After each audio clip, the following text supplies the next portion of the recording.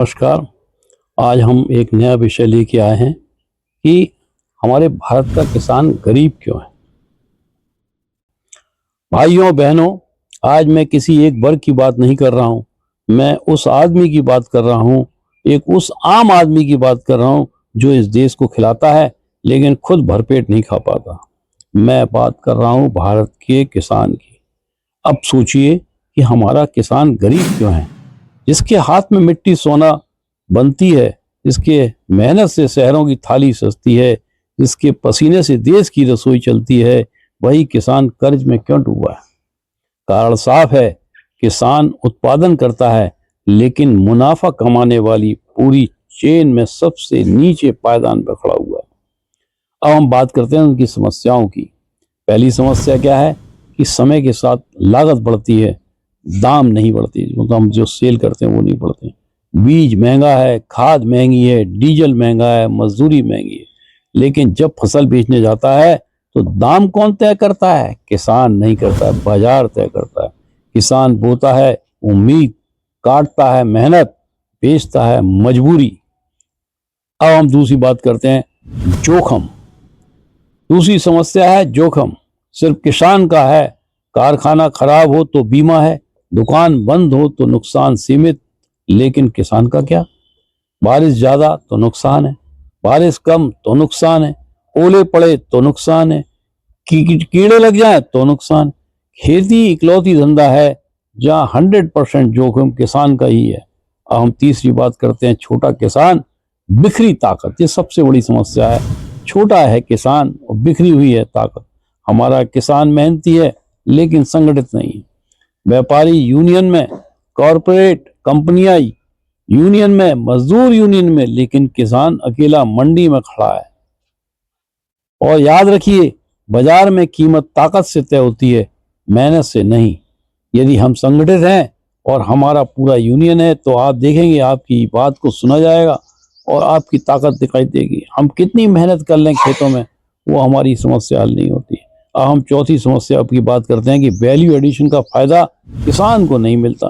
गेहूं किसान बेचता है 20 रुपए में, आटा बिकता है 45 से 90 रुपए में, दूध किसान देता है 35 रुपए में, पनीर बिकता है 350 रुपए में, टमाटर किसान बेचता है 6 रुपए में, और उसका टमाटर का जो सॉस है, प्योरी है, वो बिकता है 150 रुपए में, 140 रुपए। मतलब साफ है, खेती से कमाई नहीं है, खेती के बाद की प्रोसेसिंग से कमाई है, और उस हिस्से में किसान है ही नहीं। अब हम बात करते हैं दूसरे वीडियो की, दूसरे पार्ट की बात करते हैं कि इन सब का समाधान क्या है। सिर्फ सहानुभूति नहीं, सिर्फ भाषण नहीं, हमें सिस्टम को बदलना पड़ेगा। मैं जब भी अपनी बात करता हूं, मैं हमेशा कहता हूं कि हमको अपने सिस्टम को समय के साथ अपग्रेड करते रहना चाहिए। हमें अपने सिस्टम की कमियों को देखना चाहिए। अब हम बात करते हैं समाधान नंबर 1। अकेला किसान नहीं, संगठित किसान की बात करा जाए। अब इनकी इसी संदर्भ में हम बात करते हैं एफपीओ, सरकारी समूह, किसान उत्पादक संगठन। जब 500 किसान मिलकर बेचेंगे तो वही किसान मंडी में खरीदार को दाम बताएगा। छोटा किसान प्लस संगठन माने बड़ा व्यापारी। अब हम समाधान 2 की बात करते हैं, कच्चा माल नहीं, तैयार माल बेचो। गांव में ही आटा मिल, तेल घानी, दाल मिल, मसाला यूनिट, डेयरी प्रोसेसिंग। जब किसान गेहूं नहीं ब्रांडेड आटा बेचेगा, जब सरसों नहीं अपना तेल बेचेगा, तभी किसान की आय दोगुनी होगी, कई गुना होगी। मैं अभी बात कर रहा था कि अभी हमने आगरा के अंदर देखा, जब छापा पड़ा तो अनेक ब्रांडेड सरसों के तेल जिसके अंदर पाम ऑयल मिला हुआ है, पाम ऑयल 45,000 लीटर, कोई छोटी मोटी व्यवस्था है। तो वास्तव में हम खा क्या रहे हैं? यदि यही काम किसानों के समूह के माध्यम से हो, जो खुद उत्पादक करता है वो खुद ही कंजम्पशन करता है, तो क्या मिलावट संभव है? हमें ऐसी कंट्रोलिंग, ऐसी बॉडी बनाना पड़ेगी जो संगठित हो और हर किसान को। लेकिन समस्या क्या है कि हमने पॉलिसियां तो बनाई, लेकिन ये पॉलिसियां क्यों नहीं कार्यान्वित होती कि इन सभी संगठन के पीछे सत्ता दल, चाहे वो किसी भी राजनीतिक दल का होगा, वो उसके अंदर घुस जाता है और उसको सिस्टम को खोखला कर देता है, पूरी पूरी क्रीम खा जाता है। तो हमें इन किसानों को बहुत सावधान और विवेकपूर्ण बनाना पड़ेगा। हमें प्रोफेशनल की सहायता लेना चाहिए कि हम इन राजनीतिक दलों को और जो अनवांटेड एलिमेंट हैं उनको इनसे दूर कैसे रखें। प्योर राजनीतिक दलों को, प्योर किसान मतलब प्योर किसानों को ही हमको लेना होगा। संगठन में प्योरिटी होना चाहिए कि जिस मकसद के लिए हम काम कर रहे हैं वही मकसद तक सीमित होना चाहिए। उसका दुरुपयोग हमें इन सब्सिडी और इन चक्करों से दूर होकर राजनीतिक लोगों से किनारा करके हमारा फोकस होना चाहिए व्यापार और अपनी समृद्धि। यही हम इस तरफ में मांगला है। अब हम बात करते हैं फसल का विविधीकरण। जब तक हम, आप देखो एक ही तरह की फसल चल रही है, रोटेशन में होना चाहिए, तो विविधीकरण क्यों नहीं हो चाहिए। हम टेक्नोलॉजी का इस्तेमाल कैसे करें। सिर्फ गेहूं धान से गुजारा होगा क्या, तरक्की नहीं होगी। किसान को बनना होगा सब्जी उत्पादक, फल उत्पादक, फूल उत्पादक, डेयरी किसान, पशुपालक। एक खेत कई आय के स्रोत। और खेती भी हमें ऐसा नहीं है कि सिंगल टायर में हो, 3 टायर के अंदर हमें खेती होनी चाहिए।